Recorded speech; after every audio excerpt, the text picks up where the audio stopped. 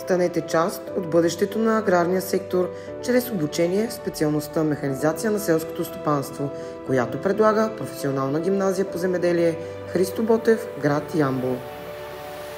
Искате ли да бъдете в основата на иновациите в аграрната индустрия?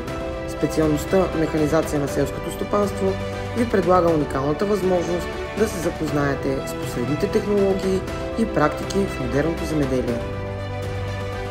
По време на обучението си, вие не само ще разберете как да използвате съвременна техника и оборудване, но и ще участвате в реални проекти, свързани с оптимизацията на производствения процес. Нашите ученици имат шанса да работят по иновативни проекти, които предлагат решения за устойчиво развитие на селското стопанство. Ежегодно придобиват опит в европейски държави по проект Еразъм Плюс.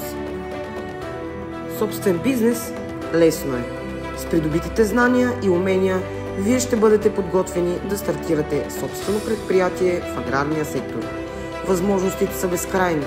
От фермерски стопанства до консултантски услуги ще можете да реализирате мечтите си и да допринесете за развитието на селското стопанство в България. Какво ще ви предлага обучението в тази специалност? Безплатно обучение за водачи на моторни превозни средства за 4 категории Б, ТКТ, ТВК и ТВК-Z.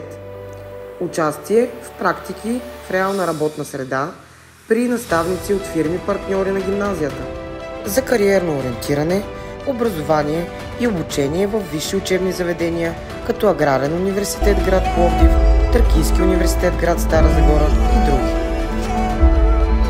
За повече информация и записвания свържете се с нас по имейл, телефон или научете повече от сайта на професионална гимназия по земеделие Христо Ботев, град Ямбол.